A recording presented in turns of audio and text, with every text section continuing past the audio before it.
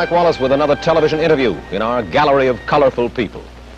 In television drama, few names have the prestige of that of our guest.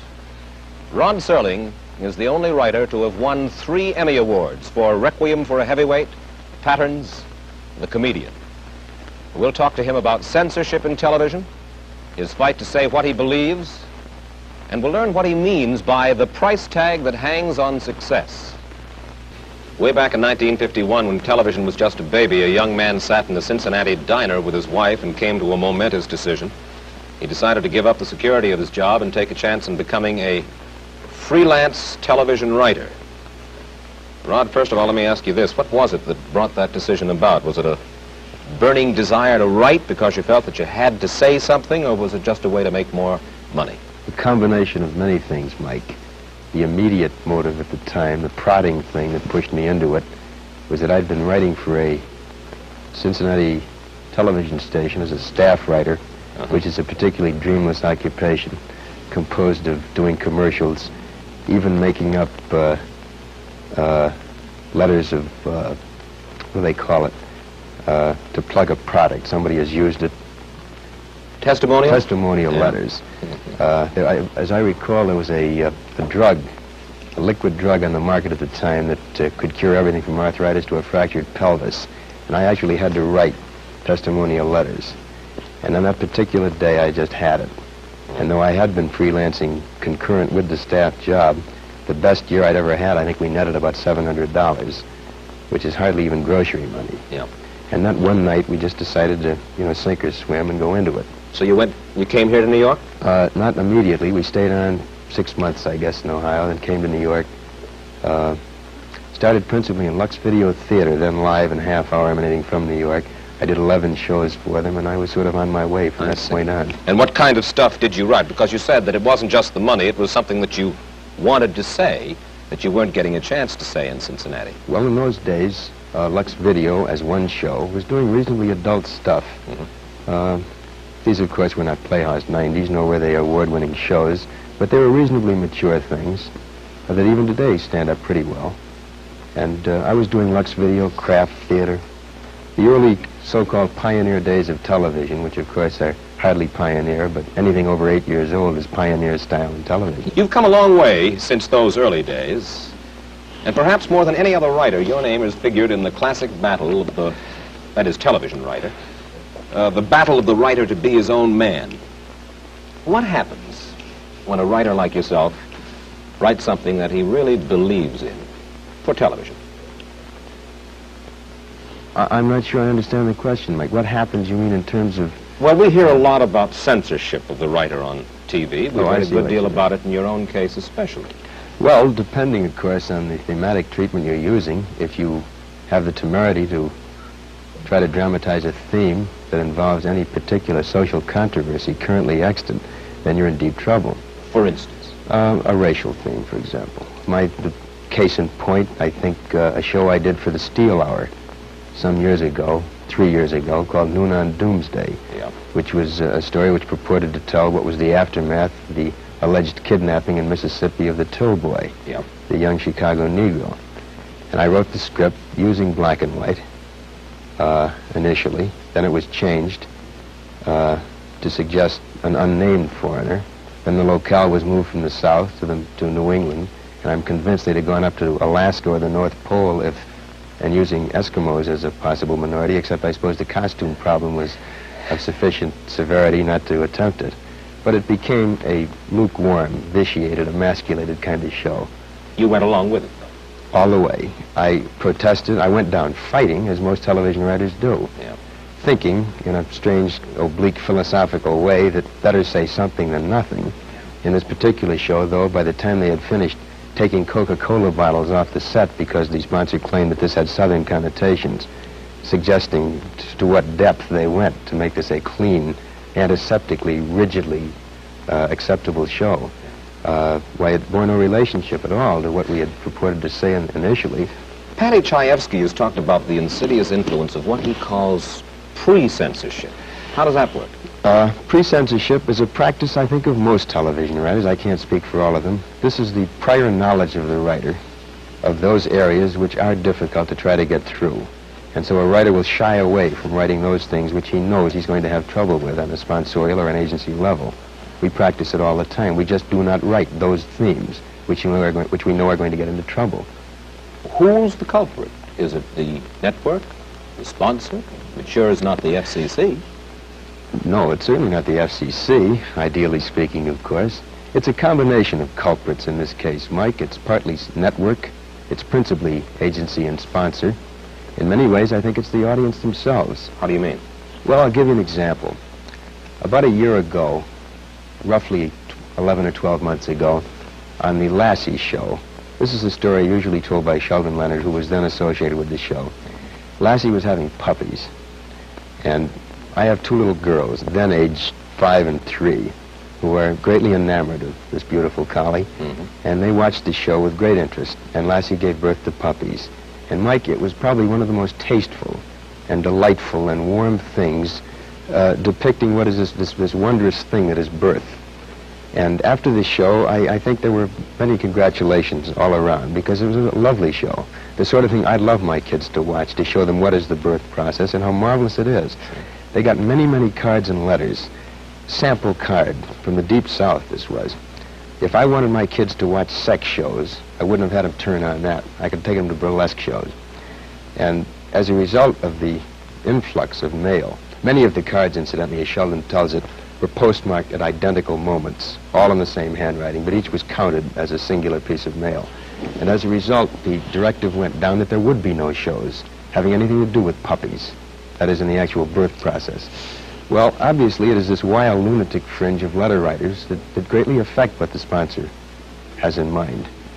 You can understand the position of the sponsor, can't you? In many ways, I suppose I can. He's there to push a product.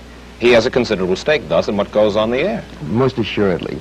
And in those cases where there is a problem of public taste, in which there is a concern for eliciting negative response from a large mass of people, I can understand why the guys are frightened. Sure. I don't understand, Mike, for example, other evidences and instances of intrusion by sponsors. For example, on Playhouse 90, not a year ago, a lovely show called Judgment at Nuremberg.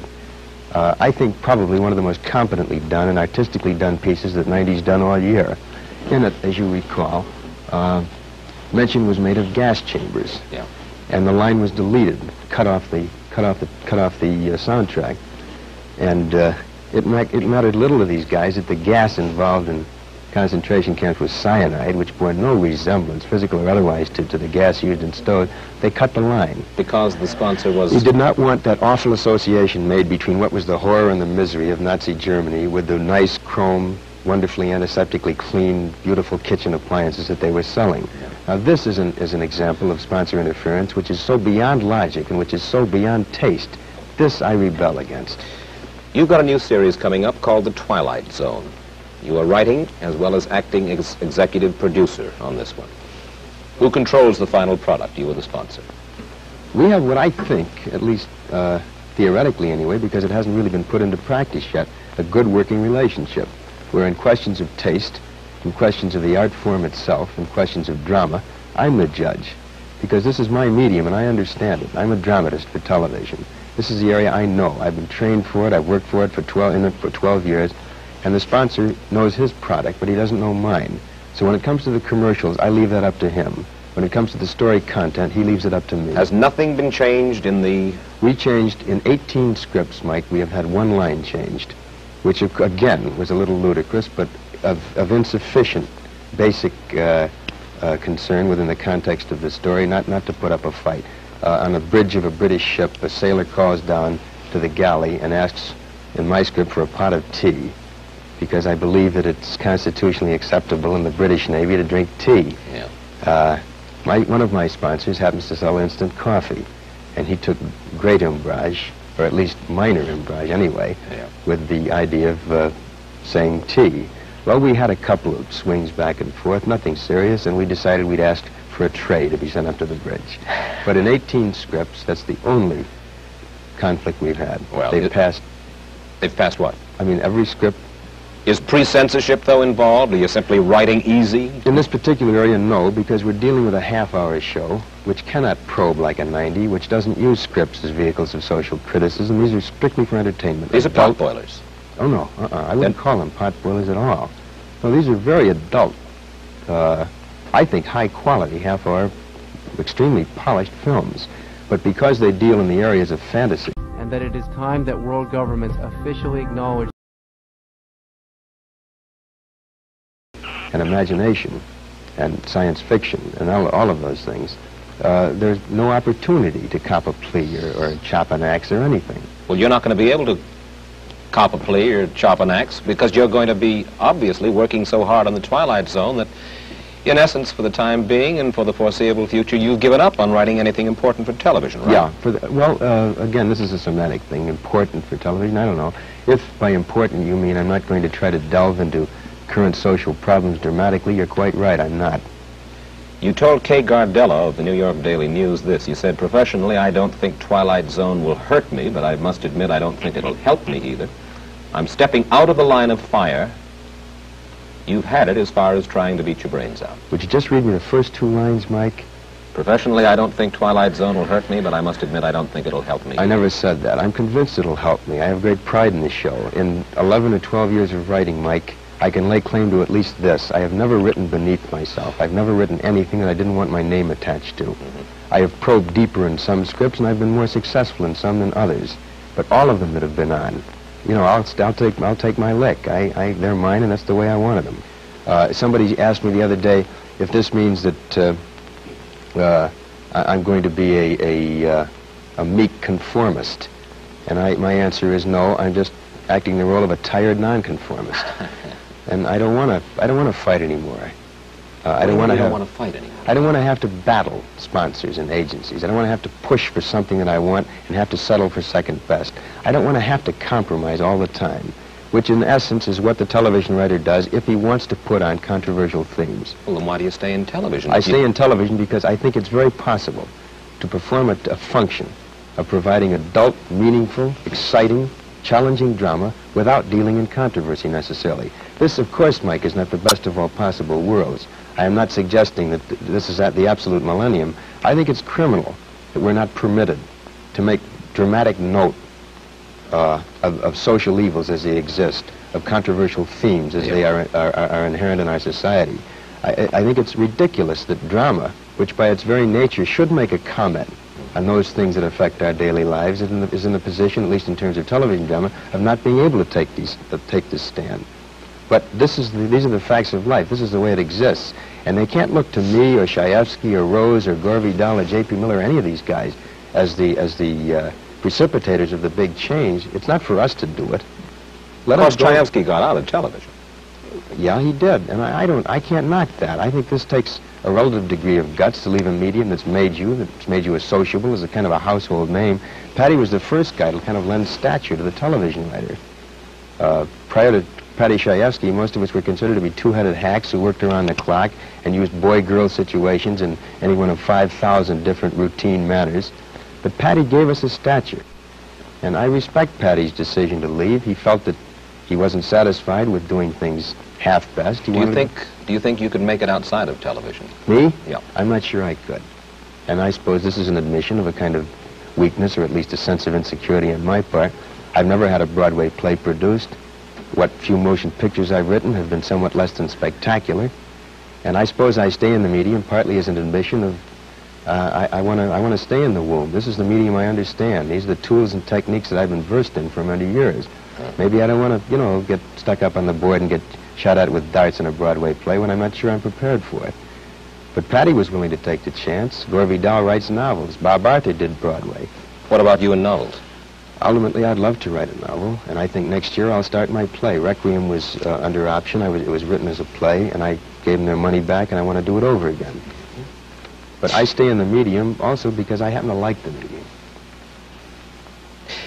Herb Brodkin, who was a TV producer who was associated with some of your earlier plays, has said this about you. He said, Rod is either going to stay commercial or become a discerning artist, but not both. I remember the quote. He gave it to Gilbert Milstein when Milstein was doing a profile on me in the New York Times. I didn't understand it at the time. I failed to achieve any degree of understanding in the ensuing years, which are 3 in number. I presume Herb means that inherently you cannot be commercial and artistic. You cannot be commercial and quality. You cannot be commercial concurrent with having a preoccupation with the level of storytelling that you want to achieve. And this I have to reject. I think you can be, I don't think calling something commercial tags it with a kind of an odious suggestion that it stinks, that it's something raunchy to be ashamed of. I don't think if you say commercial means to be publicly acceptable, what's wrong with that? As long, the essence of my argument, Mike, is that as long as you are not ashamed of anything you write, if you're a writer, as long as you're not ashamed of anything you perform if you're an actor, and I'm not ashamed of doing a television series. I could have done probably 30 or 40 film series over the past 5 years. I presume at least I've turned down that many, with great guarantees of cash, with great guarantees of financial security, but I've turned them down because I didn't like them. I did not think they were quality, and God knows they were commercial. But I think innate in what Herb says is this suggestion made by many people that you can't have public acceptance and still be artistic. And as I say, I have to reject that. One of your most recent plays was one called The Velvet Alley, right? Right. It was about the corrupting influences of Hollywood and big money. Right. Where'd that come from? Your own experiences? Part of it was very autobiographical. Part of it was a composite of observation of other people involved. Well, what do you mean by the corrupting influence of Hollywood and big money? What is that? What are you saying? I didn't mean to suggest that corruption had a geographical tag, that it was necessarily the corruption of Hollywood. What I tried to suggest dramatically was that when you get into the big money, particularly in the kind of detonating, exciting, explosive, overnight way that our industry permits, there are certain blandishments that a guy can succumb to, and many do. Such as? A preoccupation with status, with the symbols of status, with the heated swimming pool that's 10 feet longer than the neighbors, with the big car, with the concern about billing. All these things, in a sense, rather minute things, really, in context, but that become disproportionately large in a guy's mind. And also, because those become so large, what becomes small? I think probably the really valuable things. And I know this sounds corny and sort of buckwheatish to say that things like having a family, being concerned with raising children, being concerned with where they go to school, being concerned with a good marital relationship, all these things I think are of the essence. Unfortunately, and the problem, as I tried to dramatize in The Velvet Alley, was that the guy who makes a success is immediately assailed by everybody. And you suddenly find yourself having to compromise along the line, giving so many hours to work and a disproportionate number of fewer hours to family. Yeah. And this is inherent in our business. How many hours a day do you work right now as executive producer and or writer on? 12 to 14 hours a day. How many days a week? 7. And I don't mean, now seriously, I'm not asking for figures here, but obviously, the Twilight Zone is your own creation. You're doing it for money. I think that our audience would be fascinated to know. And again, I don't want to get too specific, but how rich can a fella get under these circumstances? Well, if the show is successful, he can get tremendously rich. He can make $500,000, I suppose. $500,000 of what? A year? Over a period of 3 or 4 years, I suppose, yeah. But, Mike, I'm not, again, this sounds defensive and it probably sounds phony, but I'm not nearly as concerned with the money to be made on this show as I am with the quality of it, and I can prove that. I have a contract with Metro-Goldwyn-Mayer which guarantees me something in the neighborhood of $250,000 over a period of 3 years. This is a contract I'm trying to break and get out of, so I can devote time to a series which is very iffy, which is a very problematical thing. It's only guaranteed 26 weeks, and if it only goes 26 weeks and stops, I'll have lost a great deal of money. But I would rather take the chance and do something I like, something I'm familiar with, something that has a built-in challenge to it. It's even possible, though, that if it is a success, you could make well over the $2 million that you suggested, right. 4 years, $500,000 apiece. Quite right, but I happen to feel, after a year and a half of working 12 to 14 hours a day, it's worth it. And I think I rate it. I think anybody does who works that hard and can create an idea and can make a show go. 30 seconds. Is television good? Some television's wonderful. Some television is exciting and promising and has vast potential. Some television is mediocre and bad. But I think it has promise, Mike. I think this can conceivably be a real art form. And I stick with it for the reasons I said, and because I think that it can only improve, and can improve tremendously, and I think aims toward that. Rod Serling's story can be summed up in just a few words. From 40 rejection slips to 3 Emmy Awards, from a trailer home to a hacienda in Hollywood complete with swimming pool. It hasn't been a long road, but it's been a hard one, and the last couple of miles have been paved with gold. We thank Rod Serling for adding his portrait to our gallery, one of the people other people are interested in. Mike Wallace, that's it for now.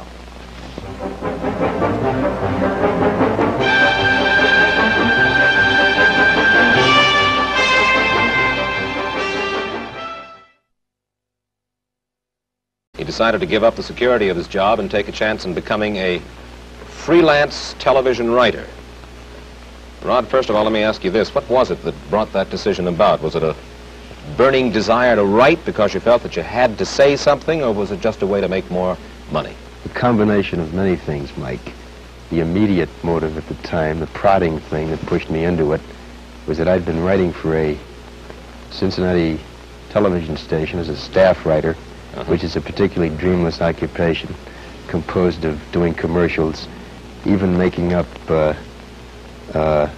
letters of, what do they call it, to plug a product. Somebody has used it. Testimonial? Testimonial letters. As I recall, I'm not sure I understand the question, Mike. What happens, you mean, in terms of... Well, we hear a lot about censorship of the writer on TV. We've heard a good deal about it in your own case especially.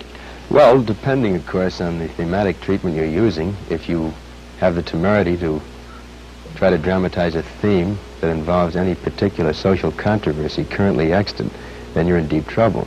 For instance? A racial theme, for example. The case in point, I think, a show I did for the Steel Hour some years ago, 3 years ago, called Noon on Doomsday, which was a story which purported to tell what was the aftermath of the alleged kidnapping in Mississippi of the Till Boy, the young Chicago Negro. And I wrote the script using black and white initially. Then it was a drug, a liquid drug on the market at the time that could cure everything from arthritis to a fractured pelvis. And I actually had to write testimonial letters. And on that particular day, I just had it. And though I had been freelancing concurrent with the staff job, the best year I'd ever had, I think we netted about $700, which is hardly even grocery money. And that one night, we just decided to, sink or swim and go into it. So you came here to New York? Not immediately. We stayed on 6 months, I guess, in Ohio, then came to New York. Started principally in Lux Video Theater, then live and half-hour emanating from New York. I did 11 shows for them, and I was sort of on my way from that point on. And what kind of stuff did you write? Because you said that it wasn't just the money, it was something that you wanted to say that you weren't getting it.